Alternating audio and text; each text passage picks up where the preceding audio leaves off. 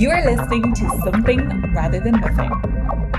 Creator and host, Ken Vellante. Editor and producer, Peter Bauer. Normally, it's when you were born, were you an artist? But what I'm trying to get is what people see as like in your origination. Are you born into this world of artists?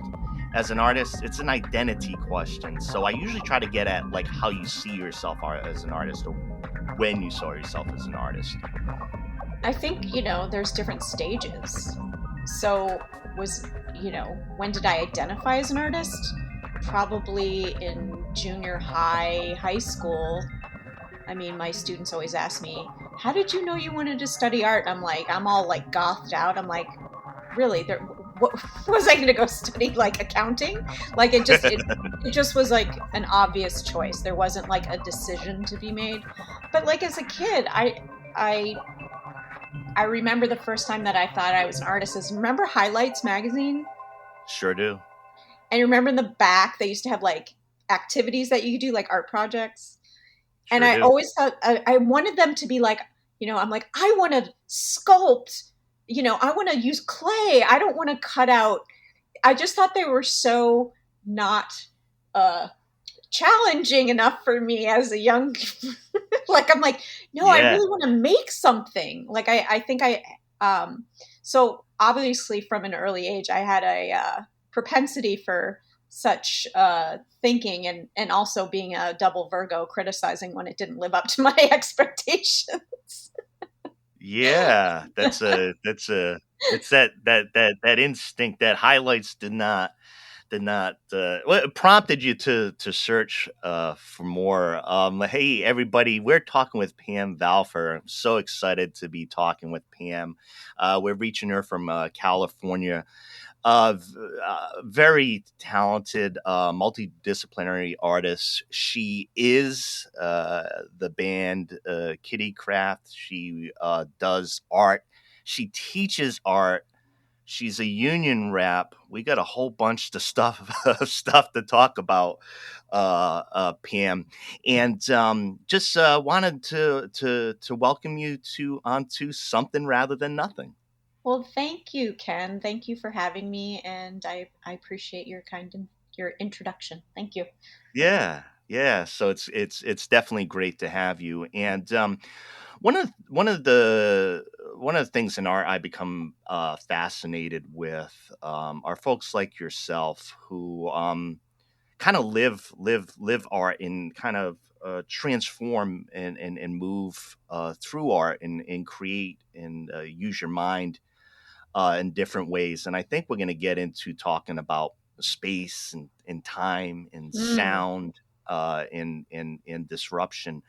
Um, Before we dig too farther anything, I wanna start with our a big question about what it is that we're talking about and what it is that you do. For you, Pam, what is art? What is this thing that you spent so much of your time and life trying to grapple with and create? What's art for you?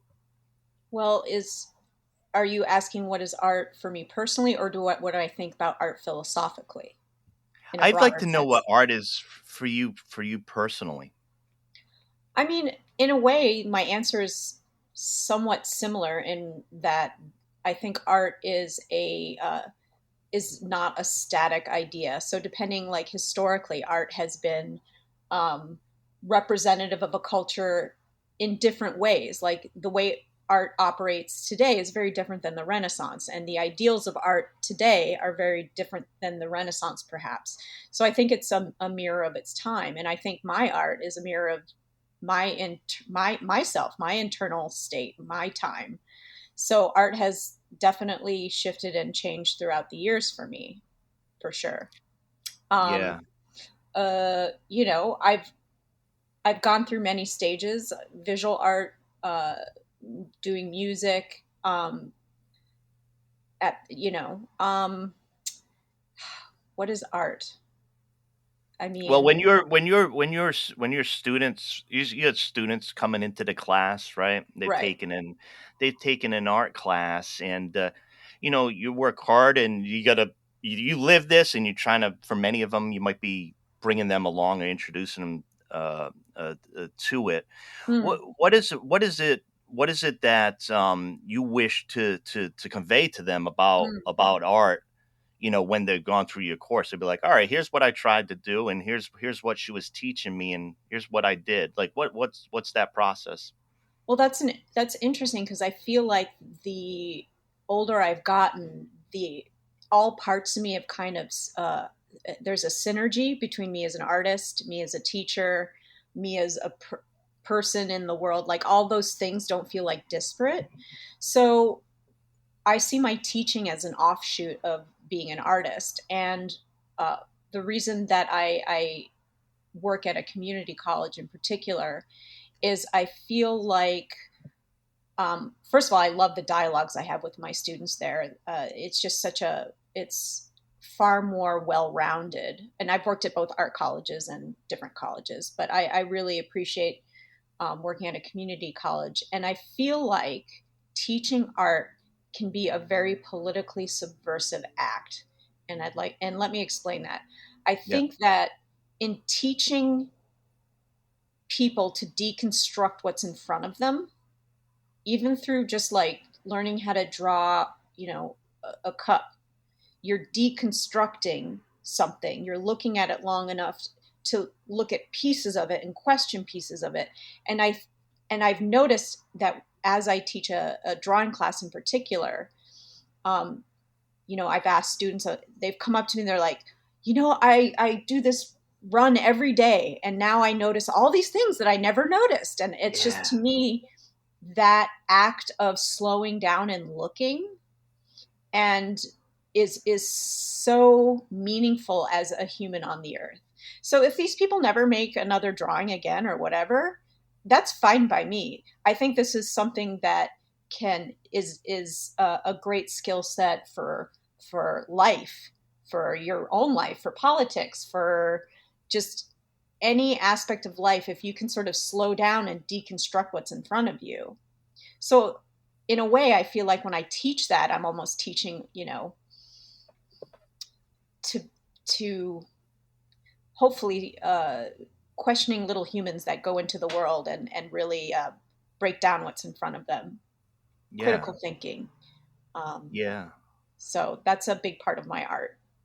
yeah. I love that, and on that point too. I like what you had to say, and I think there's this massive intention in art. Usually, when you bring it up to folks about whether it's reinforcing or whether it's deconstructing, I think we can obviously see a lot of artists who, by the disruption of what they do, either it's by the message or however they do it, can be very disruptive. And there's also the kind of force of art or what art is that feels heavy for Mm-hmm. folks of the tradition of art, and what needs to be upheld, or who you never see as artists historically because of what art was um, Mm-hmm. defined as.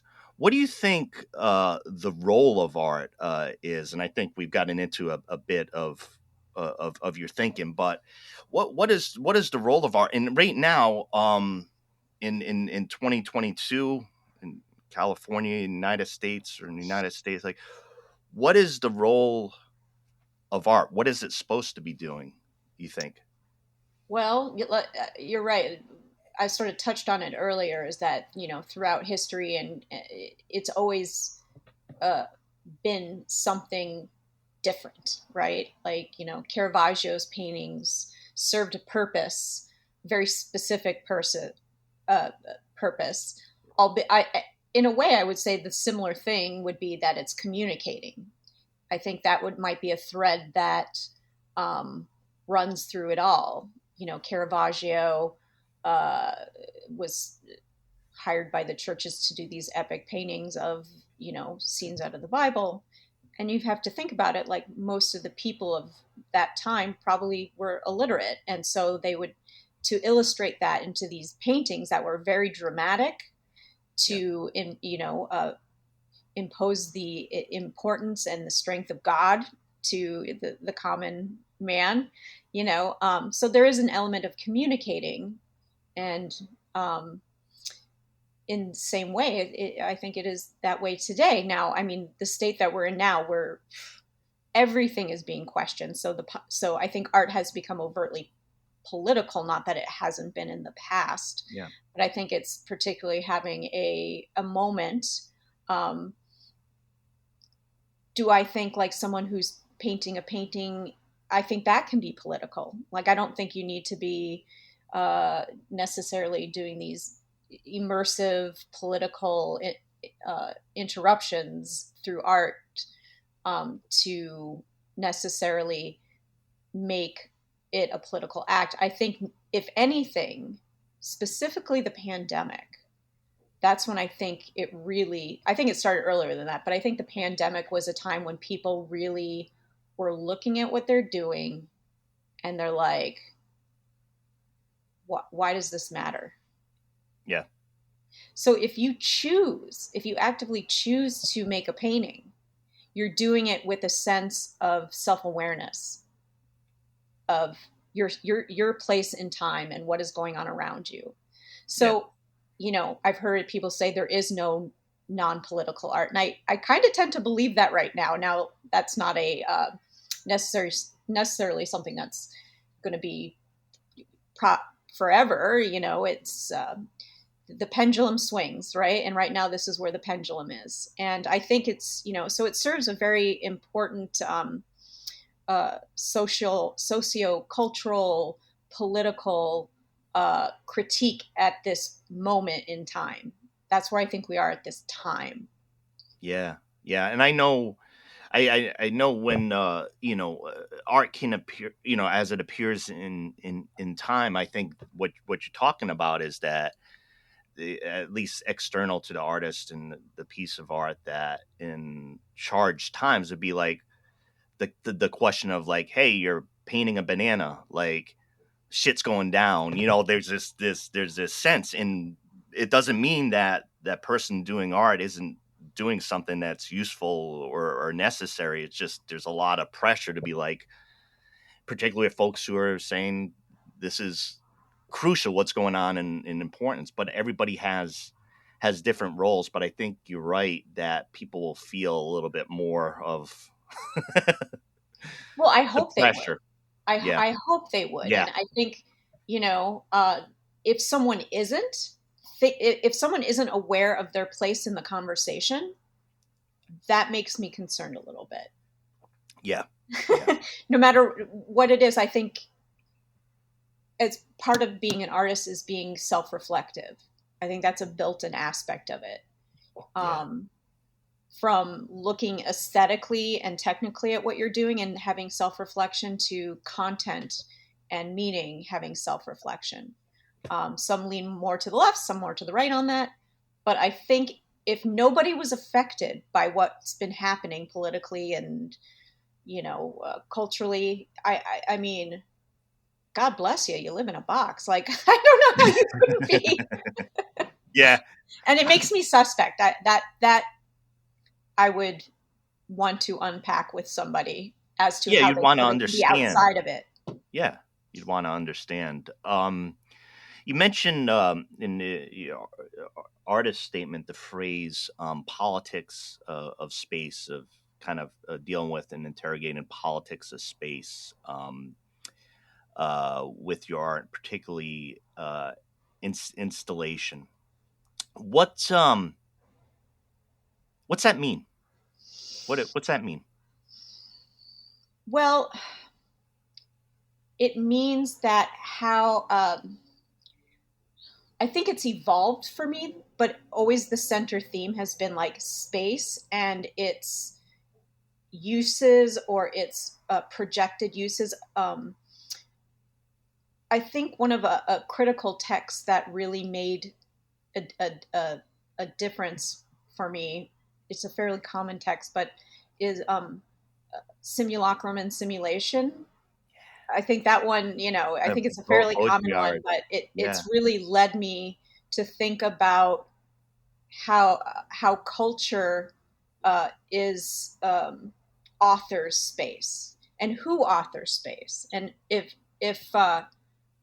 we should know who's authoring space, because Yeah. I got really interested a few years ago in architecture and in Corbusier and these ideas of utopic architecture, and then I got interested in the failure of utopic architecture. And it's a bunch of guys sitting around going, the space could be better used this way, and it seems a bit like a agendaed, like space can be very agendaed without consideration of how the people that use the space might feel about your agenda. So that's, I think, where the politics of space started getting really interesting for me. And I think it expanded out into less object-based work and more working within the environment. Yeah. You were mentioning something there, and I hadn't thought about it for a while. But it was about space and the author or intent of it. And very first episode of this podcast I had a while back was with Hannah Hull, and she, with others, created an asylum for mental health, but that was derived and created from the patients and their needs, rather than the external and the kind of radical transformation of space that happened there. Yeah. Right. For so with the more of a focus now, you've gone deep into both visual and audio with your art, with the music. Can I ask you a question? What I wanted to know was, with your intent and what you're trying to do with those two forms, did you find that your experience of whether you achieve what you're trying to do, or maybe proof from the audience that you were understood or accomplished, did you find a very different reality with creating songs and sound versus some of the more physical pieces, as far as understanding that what you've done has been received? I think, there's never a guarantee. And I think I can speak for myself that I think the difference between music and art in communicating, I think art is more opaque, and I think music is more immediate and accessible. And it's like an easy, or not easy, it's a more immediate affect on the body. And so it can really create connection and emotions. And I think art can do that too, obviously through a different, through the visual and sometimes other aspects too. But I think it requires more of you. Visual art requires more of the viewer, a bit more of the viewer. So it can be more difficult to have that back and forth with the viewer. I honestly accept the fact that, people come to what I do from different experiences and different points. And I don't necessarily expect this sort of like 100%, exchange of understanding and ideas. I try to set up a proposition that wherever you're at, you can walk away with some aspect of what I'm putting out. So I'm not, I am concerned and I'm not concerned. I'm very concerned with how my work is communicating, but I also accept the X factor that people are going to come in with their own thoughts and feelings. I actually, that's really funny that you asked that. Can I tell a story about like when I had like a nervous breakdown about that? Stories are that's the butter. Okay. Stories are the butter. So I was just I think I was out of undergrad. I graduated with a BFA, and I was a painter, I was a very committed painter. And since I was out of school, I was just kind of making these paintings, knocking them out, doing another one. And I had done this, like, I was very interested in, or my subject was, I was collaging images into the sort of this one believable, I'm doing hand quotes, believable scene. I'd sort of do cut ups and stuff, and then do kind of a realistic space ish. And I had done this one painting, which when I look back is kind of ridiculous, but I'd done this big rubber duck in a bath with like a baby, and I thought it was like super creepy. Yeah. Like I've always had a little of the darker overtones in my creative output. But anyway, well received here. Keep going. So I remember I had the painting up. This was in Minnesota somewhere. I can't remember who even said this, but like a friend came over with another friend who wasn't like an artist. And she said, "Oh, that's a great painting. That would be really great in a baby's room." And it just flung me into the universe of like, oh my God, what am I doing? Am I making art for baby rooms? And I really, and everyone's like, "Oh, Pam, they didn't know it."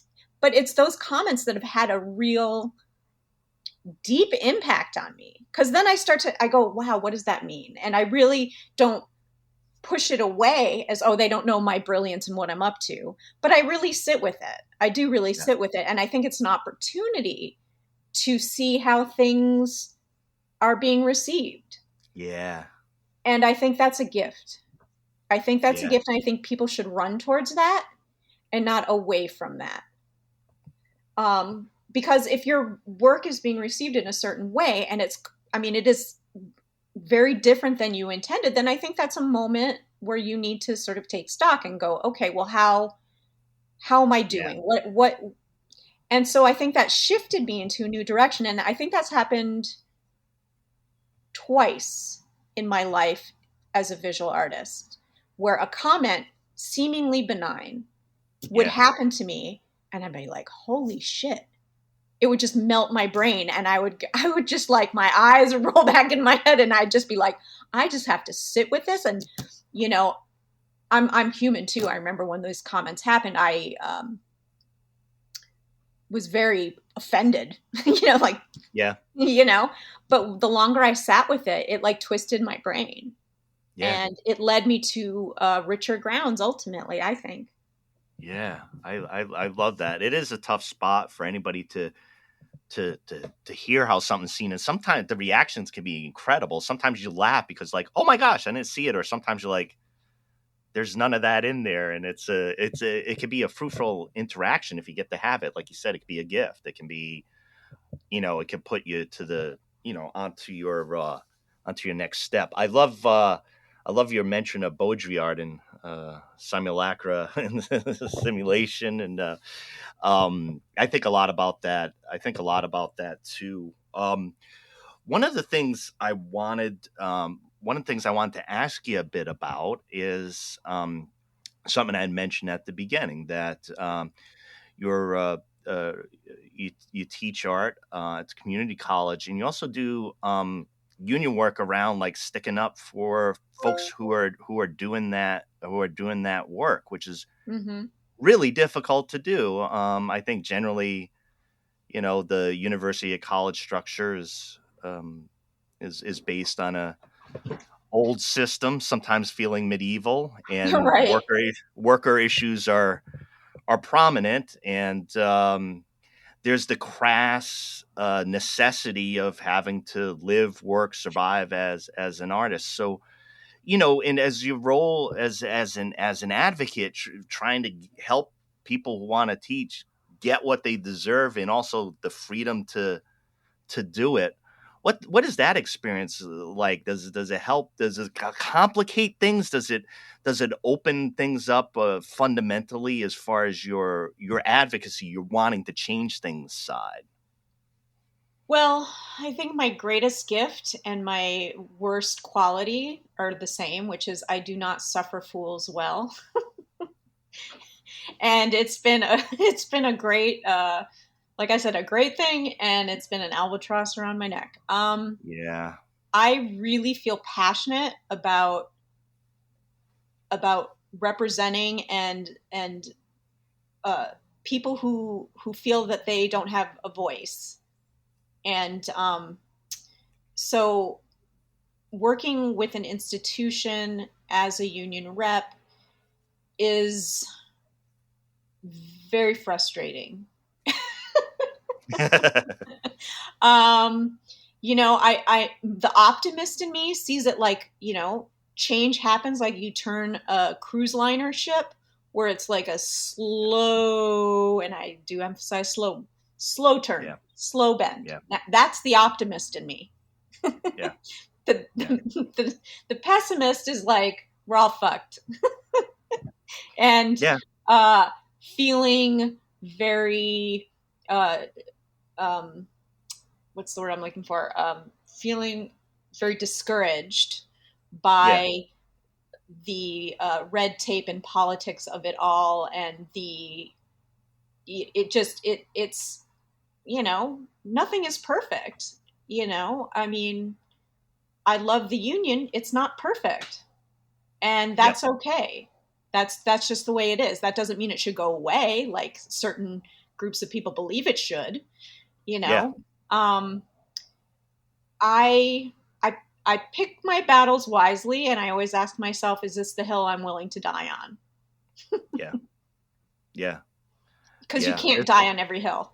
No, and I just want to thank you for that work. I mean, I think a lot of times people look at the labor movement and think it's, should look like or should be functioning as some sort of highly efficient corporation or some sort of business model, but it's complicated because it's largely a volunteer organization of people volunteering time after they've worked long shifts, Mm-hmm. after they've done all the things they're supposed to do, and then be like, here's the union meeting, let's solve all the working conditions issues that we just experienced. And it's fundamentally a tough road, but I do find inspiration in small victories, and also honestly inspiration outside the labor movement where some of the real organizing is going on right Yo, now. amen. Yeah, amen to that. Yeah, It's one part of a whole organism.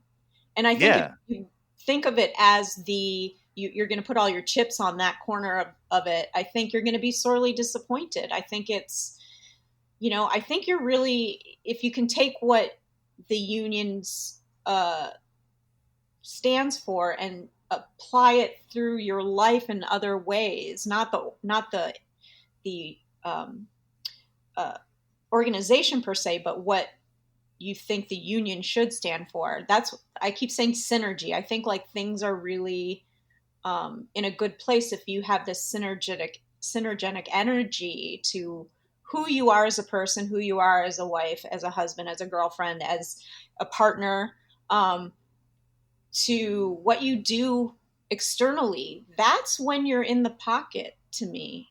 And that's where I feel the older I get, the more I feel that interconnectivity. And also understanding you can't put your eggs in one basket, yeah, yeah, yeah. Um, yeah, thank you for your thoughts on that. Everybody, we're talking with Pam Valfer, and it's a great chat with you, Pam.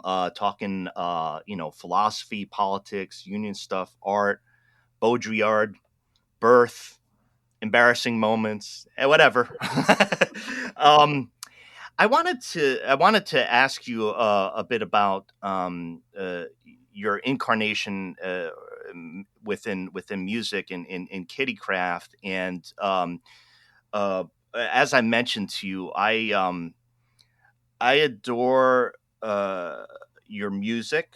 And one of the pieces I was thinking of when you're answering the kind of audio visual question, I was thinking about the role of movement and dance, Mm. and just I'm drawn to movement with your music. Oh, wow. And yeah, Thanks. I just am. So I think of like some of those physical responses to what's going on with music that you might not find in other places of movement. Um, you got so there's been this. I don't know how to say it, but like rediscovery of in some lost tracks and things. So you've had things released, on streaming over the past couple of years, lost tapes and Mew, or you're supposed to say Mew or Meow? Mew? Meow is MEOW. So it is, all right. It's It is MEOW. Mew. Oh, thank you. I mean, I got this down, so now I know exactly what to say when this happens. But what the heck's this been like for you? You're doing your thing. This is an era. This was you doing music, and now it's popping up again, and it's around you. What's that experience like? It's very surreal. It's I feel blessed. I feel honored. I also feel like I'm watching it happen to somebody else. Yeah. I have really who I have to thank for that. My partner, my boyfriend, has experienced that. And when we started going out, I had this unreleased record, which was Lost Tapes. I never released it. And he's like, let's just put it up on Spotify. Let's put your catalog up. And so he's really been the main engine in the wind beneath my wings on this, if you will. Yeah. And helping. And I'm like, yeah, I'll put it out for free and, whatever. And people should just hear it. And it's just sort of snowballed from that. And that was, I mean, a bit unexpected. It's really, the people that write me are just so gosh darn sweet. I mean, the fans are just melt your heart delightful. And, yeah. So good on you. Good on you. Like this, a lot of my fans are, under 18, between 25 and 8 and 15 or something. And just the really heartfelt notes that I get are just really moving. But yeah, I mean, I think for me, I have a bit of an internal struggle because, I'm working on these visual art projects and this is, I'm very aware of like where I put my time. Right. Yeah. And as I told you earlier, I still work with sound, but in a very different way. So for instance, in my art world, how do I work as sound? I use it as a component of the concept of the piece that I'm showing. So I had a show in 2016, early 2016.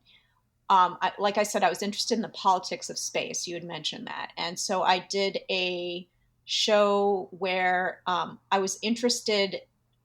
I could see it coming. I could see Trump coming. This was before Trump was really coming. He hadn't been elected yet, but I felt a call to duty to start a dialogue about how history is replaying itself from fascism and, the 1930s, 40s in Germany, and my family is Jewish and we escaped Germany. And so I felt really compelled in a personal way to connect what's happening now to what happened in the past and sort of wake people up hey, it's happening now. And so I did that through an installation at a gallery called Elephant Art Gallery here in LA.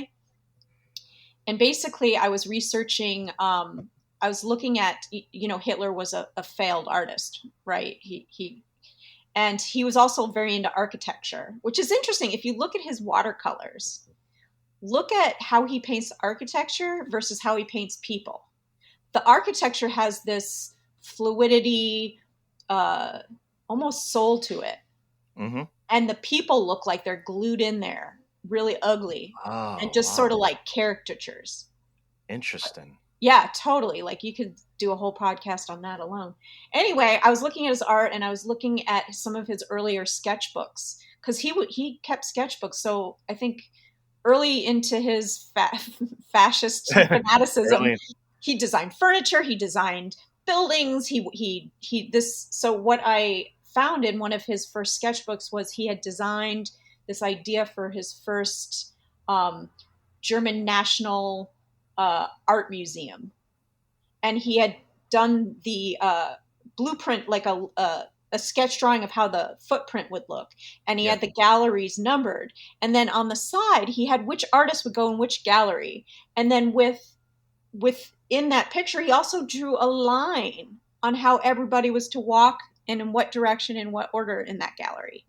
And I was like, holla, like that to me just is like so freaking like a perfect, it encapsulates the idea of the politics of space to me. Like he'd already planned it out and wanted you to experience it in a certain way. Yes. And so what I did is I took one of the galleries from his sketch and I built it in the gallery. And I sheetrocked it, I sanded it, and so that the show would happen in Hitler's gallery. And so I also went, when you sand walls and it leaves all that dust, the drywall dust, I left that all on the floor. So actually, as you walked through my show, it would make the line that Hitler drew in his sketch. So it'd be like a floor drawing. But back to the sound piece. So I was looking at Theodore Adorno at the time, and his writings. Oh my gosh, I'm totally blanked on his writing. The I should be able to fill in here. What is industry. it? The culture industry. I think he wrote it with Horkheimer. Or worked with him anyway. Yep. So what I did is I found this algorithm that would turn text into music. And so I plugged in The Culture Industry by Theodore Adorno into this sound generator. And it just made these dulcet tones of like chimes, And so it took the text, turned it into notes. And then I put like a surround sound music thing in the gallery. So you'd be listening to The Culture Industry by Theodore Adorno. And for those who don't know, The Culture Industry was it was a critique of oh gosh, how am I going to? Hey, philosophy professor, help me here. Help me explain this in a soundbite. Go through it. It's been a while for me on Adorno, but just layman's terms is totally fine. Layman's terms, Adorno came out of World War II, and he was very concerned with the rise of fascism moving forward, and how the politics of like the culture industry being like, oh God, it's been so long since I read it, but it's basically a critique of the aspects of culture that have propaganda and propagandist ways of controlling culture, ways of directing culture. Yeah. And so it's kind of a bit of a treatise on deconstructing that in different ways, and directing how you go through a museum, directing. Well, that's me. That's my take. Yeah. Right. right. Yeah. Just like different aspects of culture and I mean, in a way, it's almost like a little bit of a baby simulation. Like I feel a connection there from Baudrillard. Which do I need to explain Baudrillard in a soundbite? Heck, if I've landed the guest who can describe Baudrillard here right now, then I've landed the guest, and you are the guest. Oh, man, that's so nice. Gosh, again, been a while since I read it, but what I found interesting about Baudrillard and how it was written in the 90s, I believe, or 80s. Yeah, I think so it was written, you could say, a while ago, but it seems to be ever more present and ever more appropriate to how we're living today.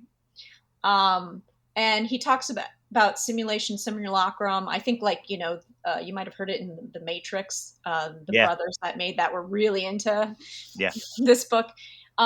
It's about constructed reality. It's about how he talks a lot about Disney World being like this constructed reality, and how when it's a simulation of reality and the experience that you have in Disneyland, which is like this very orchestrated uh, experience, is almost more representative of America in this very controlled, happy, very deliberate. very deliberate and very illusionary way.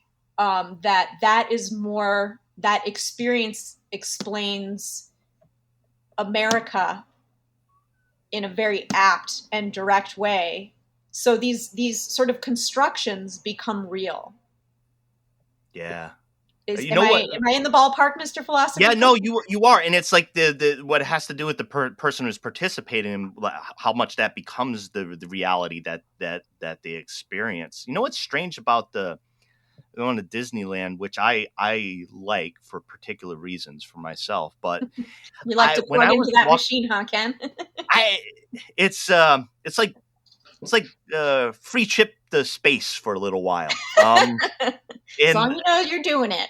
as long as I know I'm doing it, but I made everybody frustrated because everybody around me or anybody that knows me, because when I went to Disneyland and I saw the statue of Walt Disney with Mickey, it looks like Stalin to me. And Uh-huh. everybody got really frustrated. I'm like, this looks like, uh, why is Mickey Mouse with Stalin? Like, why Yeah, is authoritative, it? you know, I yeah. don't know. It was like authoritative, and I couldn't get my head around it. And they're like, no, that's Walt Disney and his favorite creation, holding hands together. It's not, Well, I don't think you're that far off, actually. I mean, I hadn't thought about that until what you were saying. So was I getting close there about what's going on in that dynamic? yeah, I mean, it's, so he went on to say that then the simulation is the real. Yeah.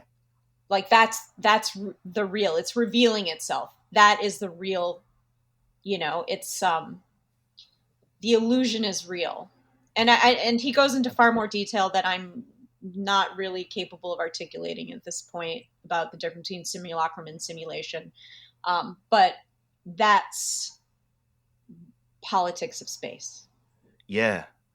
Yeah. I think in nowadays too about that in space, and I think of like digital space, and I was talking to folks about like take something like housing right now, right? Like Mm-hmm. there's this housing market thing that I don't think anybody, at least in the US right now, as far as maybe speculative property going up in price, access to rentals, access to you know to affordable housing, and there's all these questions about space, and then you have this digital realm of like real estate that is real in a sense, like digital real estate, like real estate Oh, the that is metaverse, on, you mean? yeah, like on the metaverse, and then you have speculative practices, and then you have like massive expenditure on the simulation or the reality or whatever as a place to live. Mm-hmm. Is another market that's a viable market that either duplicates or changes the real, and I find that, for the person who really can't pay their rent in the real physical world, and the person buying the $2 million mansion on the meta Yeah. real estate market is almost difficult to reconcile. But I believe that's a tension that's in there, and the real and the Yeah, believe you me, exploitation is gonna, I know it's the wild west of the metaverse, but exploitation is either here or not far behind. Yeah, why do people think? Let me ask you this then. On this point, why do people think that there's liberation in these others? I mean, because you hear the libertarian argument, you hear people thinking there's liberation. We can create our own systems. We can create our own rules. And for me, I share what you do. I mean, these systems are still tangibly created with interests that are the same as that we have in the real world. Do you think people have optimism around? I don't, but um, I think that what we're going to see, this is my sort of psychic spidey sense, is that in the coming years and decades, you're going to see society come into little like uh, areas of common interest. Like you see it now Yeah. in Idaho, where Yeah. they're having some like crazy ass right wing community is like building up itself, and they want to like be self sufficient and self governing, and they're all Yeah. like, There's counties, they're not, sorry to jump in, but there's counties in Oregon that are Southeast Oregon that have held votes on succeeding. So right. So there's that movement. Yeah. I don't know how far into the rabbit hole that's going to go, but I do see even on a macro micro. So like macro being like Florida cutting itself off from the United States, or Texas, they've wanted to secede as long as the United States has been around, Yeah. but now you're like, oh shit, is It's this really really going going to to happen. happen? Yeah. Yeah. But so that's the macro level. The micro level, I think you're going to see it in communities, like you're seeing in Portland and this place in Idaho. But I think you're also going to see it on the left. Mm-hmm. And I think that I want to live on a farm, and I want to raise alpacas, and and hell, yeah, that sounds great for me. I'll have my garden. I can Yeah. and I think we're going to see these coming togethers of like-minded people. Now, with that said, I think agenda is a equal word, right? So systems inherently have a direction. Like they inherently have, we believe in this. This is what the rights of this should be. And I think I don't know a solution. Like I don't have a better answer, but I think we should always be aware of the pitfalls within a rigid way of thinking. Yeah. I think in order for something to be healthy, there always needs to be reflection and readjustment. Yeah, well, and one of the things I see is I think other countries have dealt with diverse political opinion by having diverse political systems or parties to express the will. I think there's been a massive amount of frustration clamped up in the U.S. systems because there isn't. It feels to me there isn't a popular expression of different modes of thought in the political realm, and I think that in the macro way, I think when you look at other countries or other type of systems with deep tensions, deep historical Right. tensions, but still the ability to have things meted out on a political level, I don't see that as being, it doesn't seem to be quite possible, presently in the US to have those large issues settled in our political arenas, or it seems to me that it's more Well, difficult. I'm going to challenge what you said, Ken, and I think the places that have a balanced back and forth are getting smaller and smaller. Like Yeah. I don't think it's as common anymore, even in what has been historically very open liberal democracies. Like you're seeing it all Yep. across Europe, you're seeing it here. It's like there's a wave, obviously it's global. It's global. And so Limiting, so a general limiting, or there, in what I'm saying, which could very well be true, a little bit more of a nostalgic multi-party type of thing, that there's been tensions, the deep tensions on as an artist, I worldwide. am very, very critical of nostalgia. Say Yeah. the nostalgia is the base of all fascism. Yeah, well, it's the longing, I think going back into the root of the word longing for home, right? And the Mm-hmm. longing for home, the longing to go to a place that actually no longer exists, right? Right. And that's some of the threat. I hear you. Thanks for pushing back too, because I do think, well, for me, I just to dig in one tiny bit, was it has to do, like, for me, in looking at systems, looking on the macro system, is that there's something to do about the expression of something that like if people feel that they have voted or are connected to something, or that they have an option, people will do something, will do an act, and feel that it's participated or had a meaning. And I think that assumption, or that belief, or that reality that it will change something has really been under attack. that that Absolutely. that it will make a difference, that we can vote a certain way and just double down on that behavior and see the same results that are slipping away. So, I agree. um, And not to be a Debbie Downer, I think the damage is done. yeah, I don't think it, I mean, it can only move into more active uh, believers of power in questioning the validity of free and fair elections. The damage has already been done, and I, so yeah, I agree with that. And I think it was one of the things that, that I think as citizens, I think once I saw January 6th, mm-hmm. I felt I knew what was truly going down now and into the future. Just there was there was an outright conflict was coming. So It's interesting. I when Trump was just elected, I saw an interview with Masha Gessen, who's an amazing writer. She writes books, she writes articles on politics. She's originally from Russia, and she lives in the United States. So she has her writing has a very clear political lens, always has. There's an interview with her after Trump was elected, because she's lived through this sort of regime in Russia, yeah, um, pushing down free speech. And um, she said, know what your limit is and write it down, because these things happen incrementally, right? It's boiling the frog, where yeah, the, yeah, the, the water gets turned up so slow you don't know you're being boiled.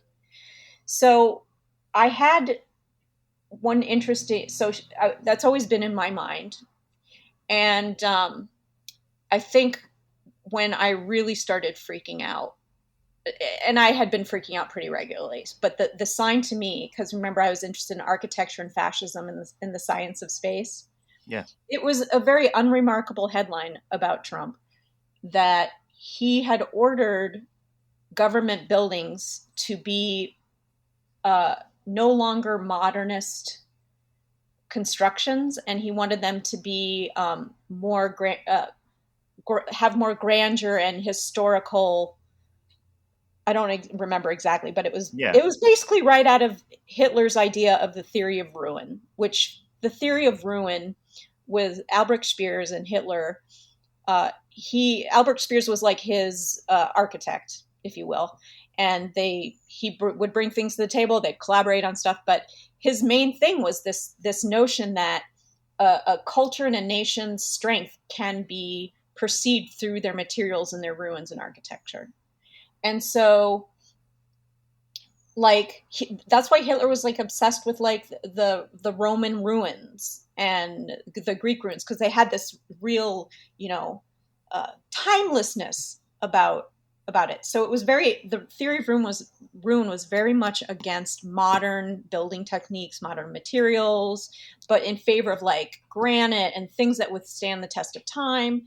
So Hitler was very into this idea. And that's why, if you look at a lot of the designs that he did for architecture for his planned city, they're all very classical and, very ornate, because he wanted the Third Reich to be represented within this strength and, everlasting material. And so what Albrecht Speers would do is he would actually, but when he wanted to propose an idea to Hitler for a building, he would have it painted and drawn as a ruin to show him what it's Really? going to look like after the 1,000 years of the Third Reich. Oh my goodness. And he would present it to Hitler, and everyone's like, "Are you fucking crazy? What are you doing?" And Hitler loved it, because it showed him that the power and the strength of the Third Reich will outlast through the means. Yeah. So in space, in talking about architecture, uh My gosh, there's so much in what you said. I mean, it's really it's really clicking for me. I mean, uh, when I have a great friend of mine, and his name's David. He's a architect down in San Francisco, and he's studied it and everything. And my thinking is transformed by different ways of seeing. And he's a very good friend of mine, and I would travel with him to different cities, and I would start to link up into some of the way that you're talking about of understanding space and how you navigate it and what its intent was. Mm-hmm. Where I didn't, it's Mm-hmm. all there, but I just didn't know how I was being led or invited or Yeah. repulsed. And it really helped me. To understand cities, which I love, or space, and navigating it, and what my experience was, whether I created it, whether it was for somebody else's intended to be. And I think about museums in particular, about the curated experience, or when you're talking about like Disneyland, these are curated, placed, and Mm-hmm. and to move through in this way. And there was something really startling when you were talking about Trump. I didn't know he had talked about buildings in that way. I didn't read Yeah, or and then Trump started to, and I freaked the fuck out. I I would have, like, then too. I maybe it's better I didn't encounter that. Yeah, it No, was a like, small headline amongst all this shit that was happening, but it was. yeah. I was like, oh my god. Yeah, so man, architecture, we're covering it all here. Thank you, thanks Pamela. We're covering all. I got to ask you the big question before, Okay. you know, I end up exhausting you, although I don't think that would take it might take a while, because I know we can talk a whole bunch. But the big question, let's see you take a stab at it. Pam, why is there something rather than nothing? Like, Well, why? I'm gonna politely push back on you on that one, Yes, actually. this is the second time. All right. I love this. I believe there is something and there is nothing. Yeah, So there's that's your both. answer. There's both. It's both. They both exist simultaneously. I think I love the pushback I get a lot too. Is my favorite pushback on the question is the folks will say it's the real question is how. How is there something rather than that? But that doesn't get to what you're saying, since you're saying there's something and nothing. It's happening concurrently. Yeah. I mean, it's kind of quantum physicsy, my Yeah. answer, but Yeah. Well, I know for one thing, Pam, having you talking to you as a guest, and the pushbacks, I'm always looking. But check this out, Pam. Nobody ever knows that's what I'm looking for, right? Like, oh, good. Well, nobody happy to knows oblige. that. Then I feel like really good. No, it's really great, and I think it's like, getting the questions right, and thinking about, think about art in society. I'm listening to some lectures, Plato's Republic, Oh and yeah, that actually that was yes, the Plato's that was another big thing that again it's all a thread to the idea of illusion and believability and the Plato's what is that one with the hand puppets on the wall? oh, with the cave, Yeah, the the cave. parable of the cave. Yeah. Yeah, and I think it's if I was to look at everything, it all kind of constellates around that idea. I'm sure there's other people. I'm not very well No, I read. think your instincts are exact on that. And with the parable of the cave, the idea of the reflection of the images on the wall, and those folks seeing those projected images, attaching them as Right. being and as reality. And I think that's the question, at least within philosophy, about knowing things or knowing what reality is. That's the fundamental question, because Right. for Plato, there is an ideal somewhere out there. There is the form of the good. There are these there are these things that are real, and the idea that things on our realm our copies has implications, right, about what's real or what you strive towards. And I think thinking about politics and society, that is the work of Western literature, where it's like, okay, society's fucked up.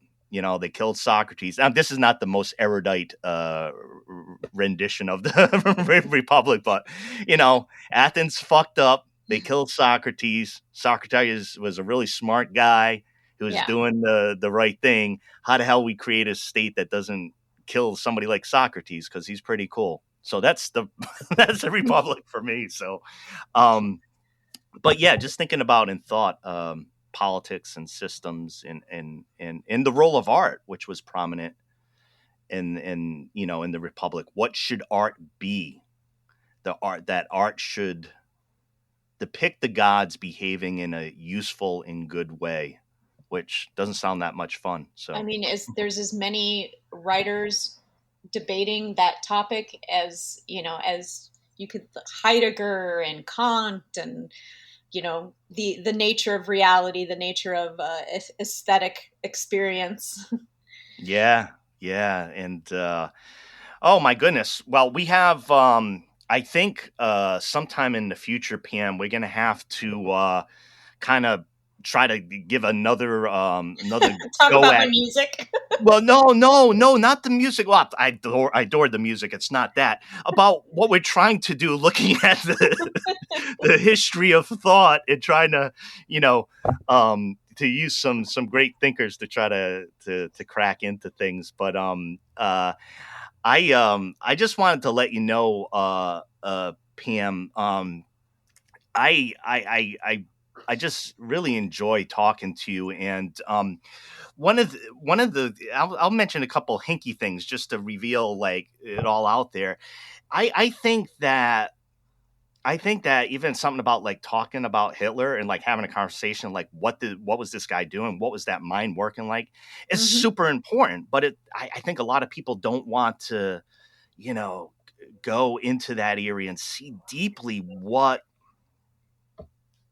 evil or bad thought or what was behind that. And I think that, reliving this phenomena, and seeing this phenomena, or the sensitivity that you had towards the Trump headline on page 12 about space in buildings and epic architecture was super important, like to to understand and to grapple with. But no, thanks for coming on and talking philosophy, unions. We have plenty more to talk about. I think we'll do a second part. And I just wanted to let you know I really appreciate your time, the conversation, and just the thinking. It's been great to chat with you. Thank you, Ken, and thanks for inviting me to do this. This is great, even though I hate the sound of my own voice. No, your voice sounds nice. But I like it singing and talking. So, well, thank you. I appreciate the invitation and just a sensitivity to kind of what I'm thinking and what I'm putting out there, and a curiosity about it. So, thank you. Yeah, I appreciate that. I got a lot to think about. Seriously though, your critical mind and critical eye. I enjoy chatting about this stuff because it sparks and spurs me to get my head, always moving and thinking about things. So, Pam Valfer, thank you so much for coming on to Something Rather Than Nothing. As you could tell by the content of this conversation, Pam and I will be chatting again sometimes in the future if she's so willing. Thank you for your union work, Pam. Thank you for creating. Thank you for the music. And hope to chat with you again very soon. That would be lovely. Thank you too, Ken. Thanks, Pam.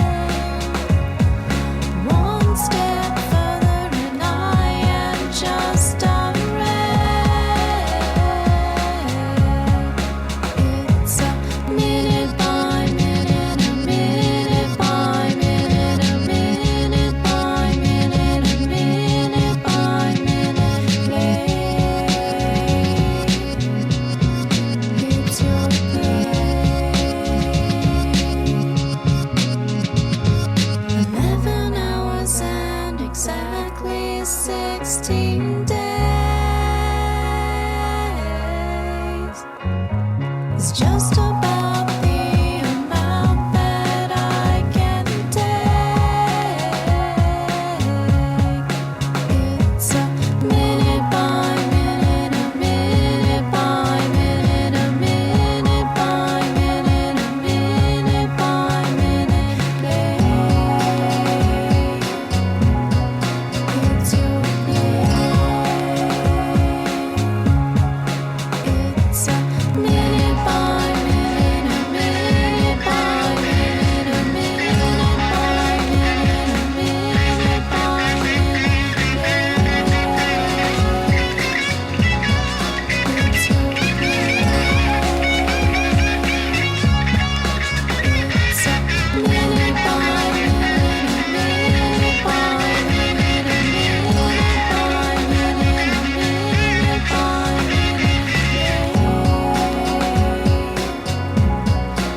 It's your game. This is Something Rather Than Nothing.